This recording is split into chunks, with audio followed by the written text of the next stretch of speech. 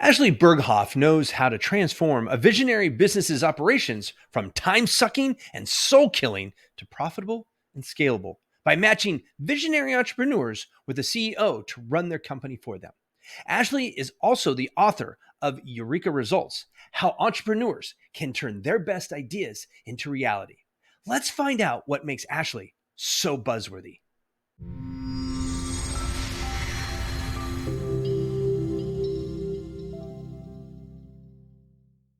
Welcome to the show, Ashlee. How are you doing today? I am doing pretty well. Last week of summer, so a little wild over here. How are you doing? Is it the last week of summer? Or It is like here. the school year starting? Yes. Oh, Yes. okay. I was like, Okay. no, we have plenty of summer left. Like, stop it. Not allowed to talk about the end of summer. Yes. My daughters are starting school next week. Very cool. And is she in grade school or? I have a 5-year-old and a 2-year-old. So starting kindergarten and preschool. Mm-hmm. Wow, that's exciting. I still remember my first year of kindergarten. I loved it so much I did it twice. Now, let's do it again. I noticed that you have the A2 and the back there, which is A squared. It is. But it's in a circle. For those who are lilistening and not seeing this, it is like you're really throwing this off. Why do we have a circle? Something that's I'm sorry. It's I missed an opportunity there, didn't I? Yeah, there you go. That's a little bit of my ADD there and my 30 years of branding and marketing behind me going. It's like those things that are, red. The word is red, but the color is green, and our brain just cannot compute the word red written in the color green. Yes. Yeah. Well, some people will say the color and other people say the word. It just depends on what type of brain you have. Right. Me, I just go, can we talk about something that's actually important? Because they give you those brain teasers and it was like, if you get 9 out of 10 of these, you're a genius. No, I'm not. I just have better things to do that I am definitely not doing right now is what is going on. So speaking of A2, why don't you tell us a little bit more? In the intro, I did mention that you basically to help CEOs get a number 2, a COO, which this hits home for me because this year I brought up my lead account manager into the COO position of my business. Amazing. And it has been amazing. If it wasn't for her, me and you would not be talking right now. I'd be busy doing something in my business and not having as much fun. So how did you come about helping CEOs find their COOs? Yeah, that's a great question. And it's been a long journey of iteration. I think most of us who started our businesses start somewhere and you figure things out as you go. I started A Squared back in 2017. I called myself an online business manager because that was the space I came out of. I had a lot of project management experience. I realized that I was falling in love with that as a thing that you could do. Took a long time to figure that out and decided to put out my shingle and see if small business owners needed my unique brand of nerdiness. So I started out just in businesses, helping them run things, pulling things out of people's head and magically making them happen. And over the years, as my prices went up and all of those things, one of the things I realized was that I was doing 2 different jobs for my clients. There was the operational strategy piece, pulling stuff out of their head, identifying where we needed to go, how are we going to get there, kind of helping decide what to do and designing the work, right? That strategy piece. And then getting down in the nitty gritty and doing the work. And they were willing to pay more because I could do that top band of work. And they were overpaying for that bottom band of work. Right. Once the work was designed, someone who didn't have an MBA and 10 years of experience could do that stuff. Right. And so over the years, we iterated into Smooth Operator, which is the program we have now.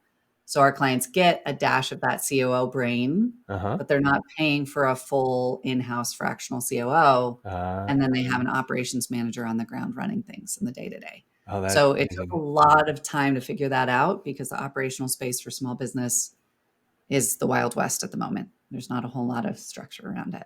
No. And fractional, it's amazing, the explosion of fractional market, Yes. and what does that actually look like? There was one, I have a friend who is a fractional COO, but she actually is a very tactical, almost like a sniper operations person. So she likes to go in and fix one thing in operations and get out. She doesn't want to get embedded. And microfractional is what we found out is a term in the industry. I like that. Yeah. Yep. So she goes in for a very finite amount of time, because usually fractionals are either replacing or they're interim, right? And as you know, just for the listeners here, and she's like, I don't want to be either of those. I want to be like it's like, come in and get out. Like, let me find what's that pain point in your operations. Let me come in at the, like you were saying, the strategic level, and then hand the solution off to whomever is going to actually execute it. Boom, done. Right. And I think that is huge. And one of the things I said, visionaries, Gina, we were talking about Gina Wickman in the green room. And so I'm sure you probably have read Traction and can appreciate the visionary versus the implementer side of business. And it is amazing. When I brought in my business partner, my now business partner, as the implementer, she had owned her own business before she came on to work with me. And she still had that entrepreneurial piece, and it's taken her probably about 6 months now. We went to a summit that was just for marketing firms down in Cancun for a few days, and they actually had a panel about COOs, and they had 3 CEOs and their COOs, and one of the CEOs had 2 COOs from 2 different companies, and talked about the balance between those and everything. And watching that, I think that people don't realize how important a COO is to the growth and stability of a company, period. How is it when you are working with a visionary, because that's what you're working with, right? These visionaries who are trying to keep things together on the CEO. I know that's what you're doing, because I struggled with it for 19 years before I finally said, it's time. And somebody finally is like, you know what? I came to the point where it's like, I could grow my business enough. But if I want to get to where I really want to be with my business, I'm going to have to let go of all of the things that I am not particularly passionate about. Right. So how is it that you are able to help the CEO, the visionary CEO, one, realize what they're not truly passionate about, and 2, let go of the control? Yeah, it's tough. It can be a painful process, right? In some ways, because you build something from absolute nothing, right? And a lot of times, by the time someone kind of gets to that point of saying, you know what, I'm ready, they have built something by just pure force of will, right? And now the dragon is knocking down everything in their house and taking over their lives, right? Right. And so it's really powerful how far you can get on that, but then things start to crack and it can be really, really hard. And so one of the things that we look at together is, okay, what is that North Star for you? Right? One of the things that I learned the hard way is I used to use in my messaging a lot of talk about freedom, time away from the business, disconnect from the business. And it did not resonate as much as I expected it to. Right. What I was hearing back over and over again was, I love my business. I work my butt off. I identify with that. I'm fine continuing to work really hard. I just want to work really hard on the stuff that I really like to do instead. And so what we found was that freedom sounds good, but more exciting to them was that big idea that had been sitting on the back burner for a while that they'd never been able to bring forward because they're in firefighter mode the whole time. Right. So once we have that in view, it gets a lot easier to then have those conversations of, okay, we need to kindly grab you by the elbow and escort you out of this part of your business because you hate it. You're not naturally great at it. And you are incredible over here in the front of your business as the visionary, big idea. You're driving it forward. You're getting in front of people. They all want to buy from you, right? You're selling more than you can possibly deliver because everyone wants to give you money because you're doing amazing things. Be there. Right. We've got this. Right. So sometimes it's, identifying with why are you in pain right now? Mm-hmm. How can we alleviate that? And where do you want to go? Why do you want this to be different? Yeah, and I love that. I love that. I think entrepreneurial freedom is it's a misnomer to a lot of people, right? Like a lot of people from the outside who are not entrepreneurs, they look at entrepreneurial freedom of your ability to choose your own schedule, go golfing in the middle of the day and stuff like that. And yes, we get that sometimes, but you can get that in a 9 to 5 as well. You can work that out. But it is that freedom to work on the things that you're most passionate about. And I think that once we're able to have that financial independence so that we can buy back our time through services like yours and get that entrepreneurial freedom to write the books, to be the front person. Sometimes the visionary doesn't want to be that. Sometimes they don't. Yeah, they're like, they want to be the president and not the CEO, right? So they're like, I'm going to sit over here and then just like work on the marketing and all the behind the scenes thought leadership and stuff like that. But I want you to be the spokesperson, right? So it doesn't always have to be that way. But that visionary, the idea person, the way, and I think that for me, I'm ambidextrous and I'm a dyslexic. So it serves me in many ways and it hurts me in many ways when it comes to operations. It hurts me because doing the same thing over and over again absolutely drives me batty. And some people, it's like, yes, can we just continue to do it one way so that I know what I'm doing every day? Because they want that, right? And then a good COO is the one that can be able to say, yes, we can do things over and over, but we also need to understand iteration, constructive dissatisfaction, making things better, ...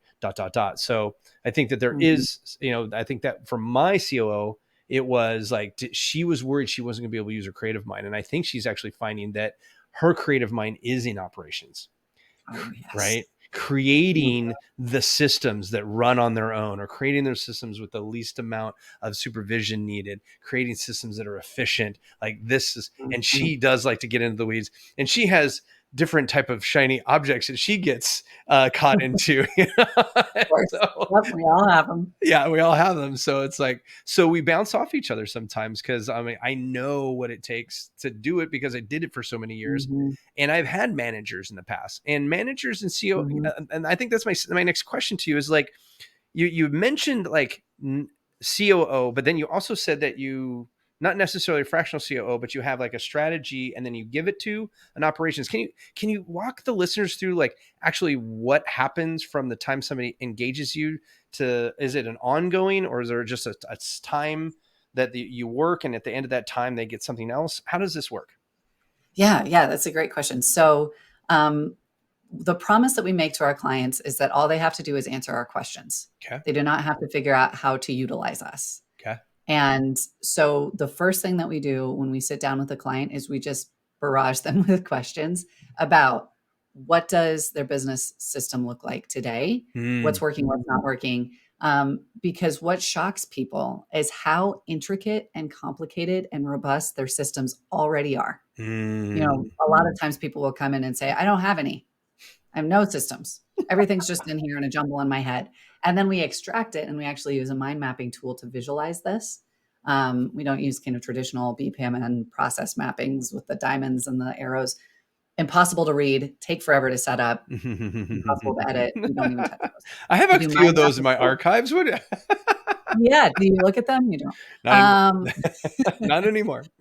Not my job. Yeah, we use mind maps to visualize all of that. And right. Oh, hey, no wonder I'm stressed. I'm running a 300-point system from my brain, right?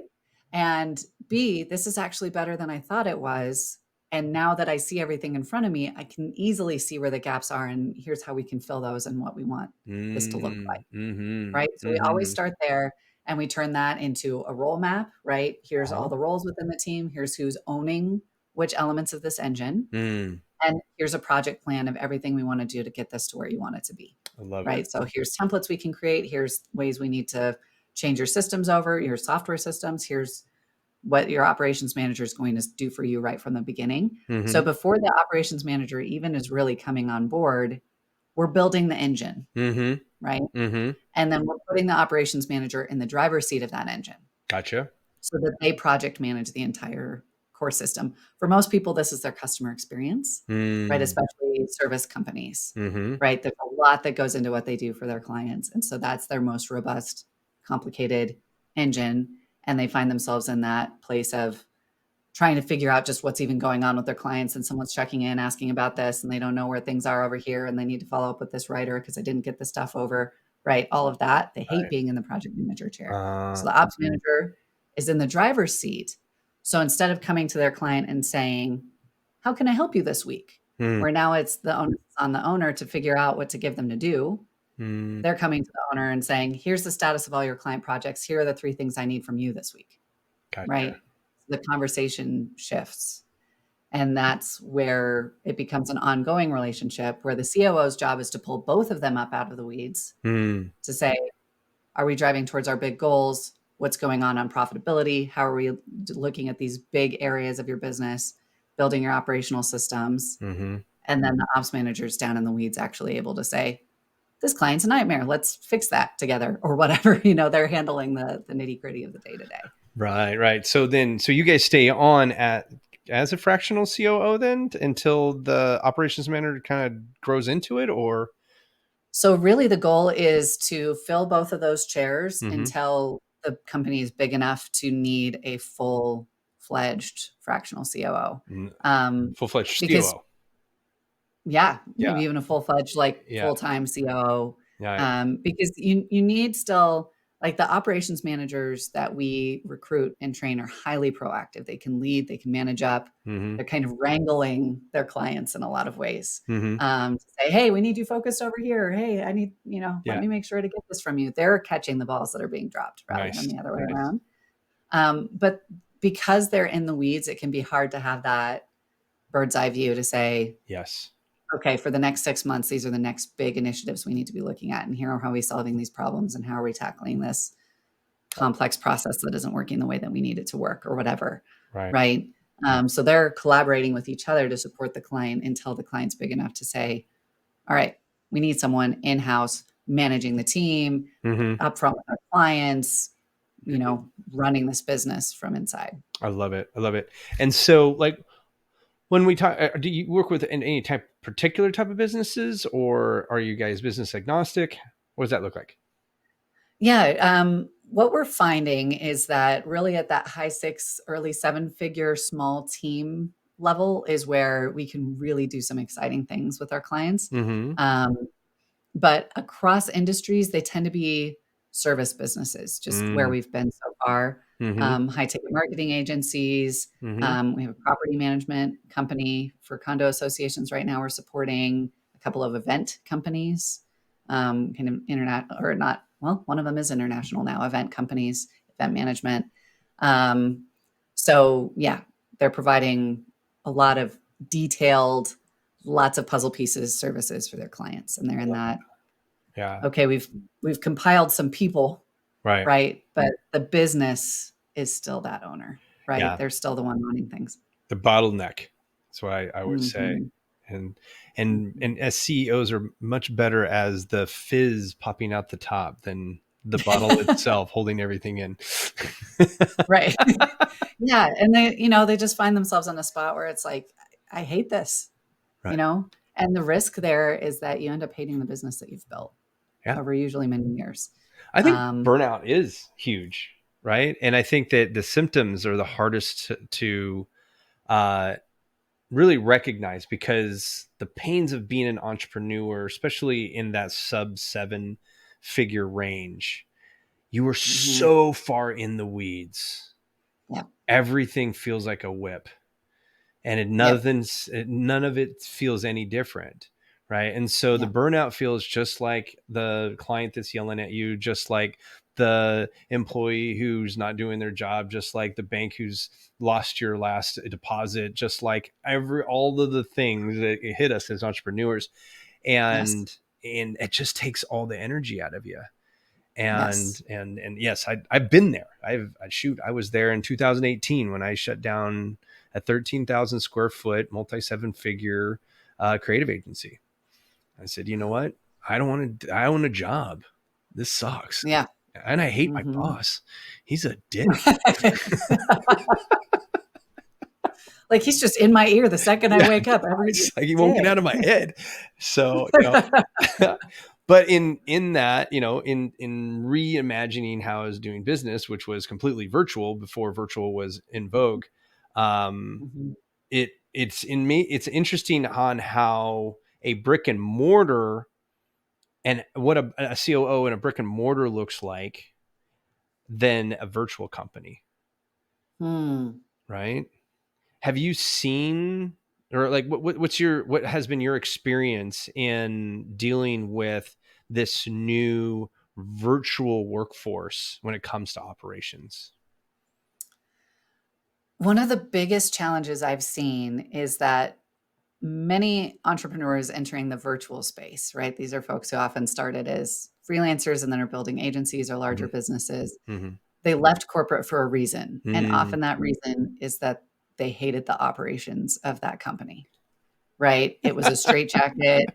It was piles of policy and procedure manuals. It was, the TPS reports from Office Space. Like that was what they experienced in operations.